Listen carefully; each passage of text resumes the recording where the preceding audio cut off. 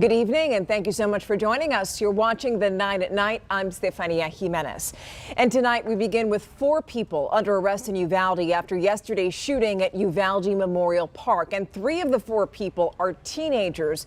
Officials are saying this shooting was gang-related, and it happened less than 2 miles from the Robb Elementary massacre. Uvalde police say they've arrested a minor, also 17-year-old Donovan Hill, 22-year-old Carlin Valdez, and 18-year-old Brandon Alba. Now, Alba is in a San Antonio hospital, but police say they're going to serve him an arrest warrant when he's out.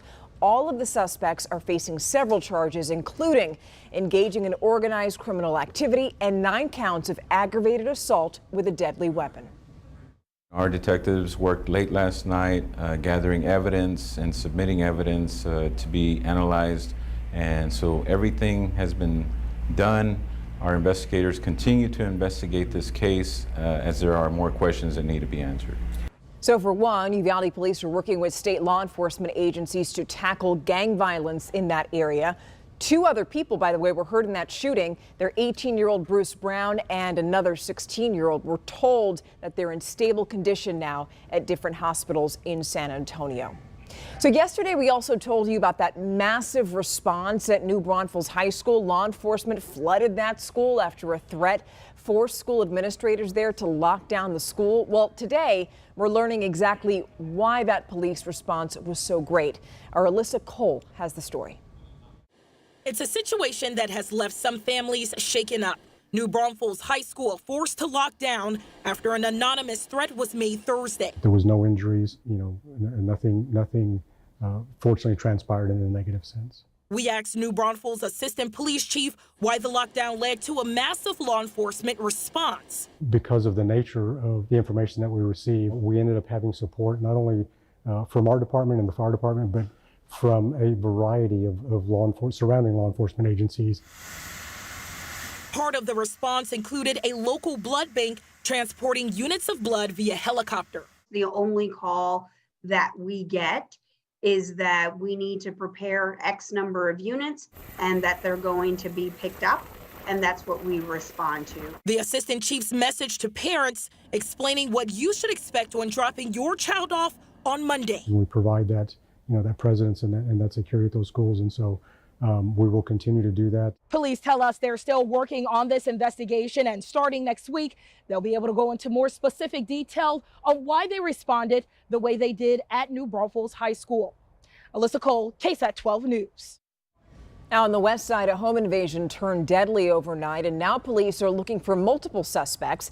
Happened just before midnight in the 2500 block of Westward Drive. That's near Joint Base San Antonio Lackland near Highway 90. Now police say that a man was visiting a friend's apartment when he heard a knock at the door, and that's when 4 people armed with guns pushed their way inside. According to police, the victim fought one of the men over a gun and then was shot multiple times.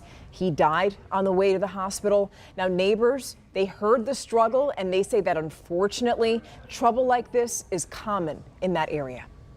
You hear shootings behind apartments, behind, everywhere, all the time, every day. I've been here since 2015. Now, that neighbor says that he's going to be relieved when police find the people who invaded that home, but so far, police haven't arrested anybody in that case. We should mention San Antonio police are pretty busy because they're also looking for a driver who sent a woman to the hospital overnight. Police and EMS were called to South General McMullen near Weir Avenue around 2 this morning, and that's where they found that a woman had been hit by a car, but that car was nowhere in sight. She told police that she was crossing the street when she was hit by a blue car. She said that the person driving that vehicle pulled over for a moment in a nearby parking lot, but then drove off before checking on her or even calling for help. That woman was taken to University Hospital. At this hour, we don't know how she's doing. If police find the driver, that person could be charged with failure to stop and render aid. In other news, one man racked up 3 charges for leading police on a 70-mile-long chase. So this started in Medina County and ended just north of downtown San Antonio. And according to police, the driver was wanted in Dilley for armed robbery. And after the robbery, he reportedly jumped into a stolen van. Police in Dilley chased him across county lines, and when they got to San Antonio, the Bexar County Sheriff's Office and SAPD were called in to help. The driver eventually crashed into another car in the 1400 block of Ashby. Now, nobody was hurt in the wreck, but police did wind up arresting the man, and now he's facing aggravated robbery, theft, and vehicle pursuit charges. On a lighter note now, let's get you started on your weekend. Here's meteorologist Justin Horn with your forecast. Thanks, Stephanie. Up, we had a few showers and storms today. Most of those dying down now. We're going to see really no rain overnight, just some clouds here and there. And as we get into tomorrow, it'll be a pretty similar setup where we get some more showers and storms going by the afternoon. Not everyone's going to get rain. In fact, most of us won't. It'll be few and far between, but we are going to carry a 10% chance rain into your Saturday afternoon. These quick pop-ups, they may put down some good rain and then fall apart. Partly cloudy skies otherwise. A forecast for tonight, 82 degrees by 10 o'clock. We fall into the 70s as we head into tomorrow morning, and 74 to start your Saturday, which isn't too bad, but we are going to see some cooler mornings on the way. Here's why. We've got some drier air headed in our direction. It's still pretty humid on Saturday, even Sunday morning. Dew points are still in the mid-60s, which puts us in the muggy category, but a front comes through. This does not bring us any rain. It's not a strong front, but it does draw in some drier air. And so by Sunday evening, we've got dew points in the mid-50s.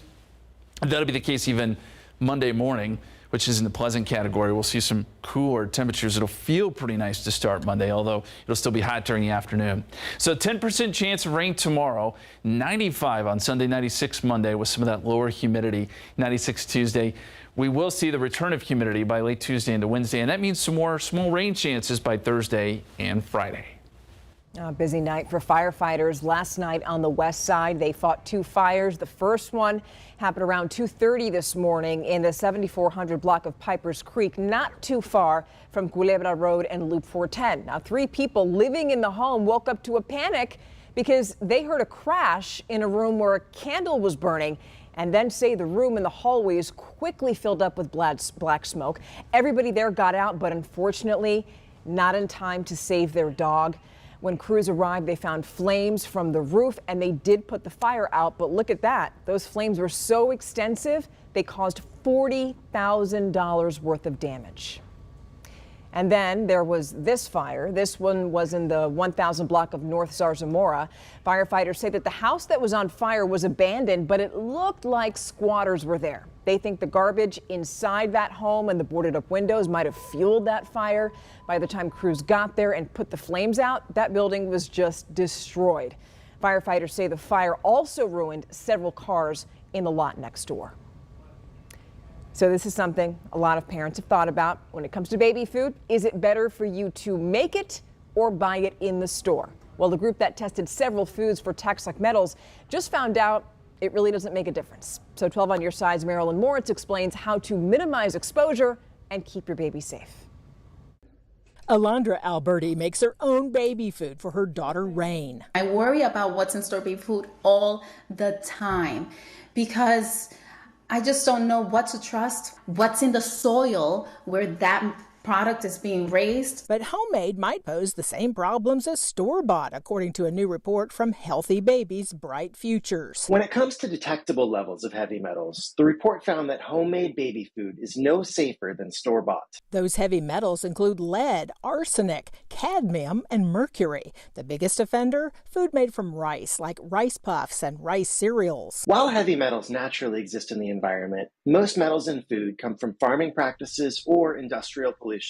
And certain ingredients like rice or spinach are more likely to absorb certain metals. Children's exposure to heavy metals has been linked to behavioral issues, lower IQs, and ADHD.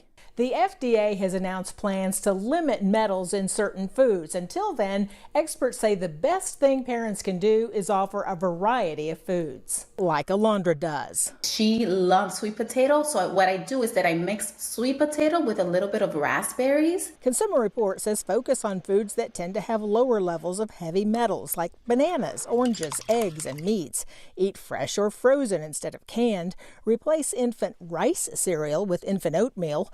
Peel sweet potatoes and carrots, and offer water instead of fruit juices. Marilyn Moritz, KSAT 12 News. And parents, we know that you're just doing the best that you can. Thank you for being with us this entire week. Remember, the 9 at 9 returns on Monday. Until then, enjoy your weekend.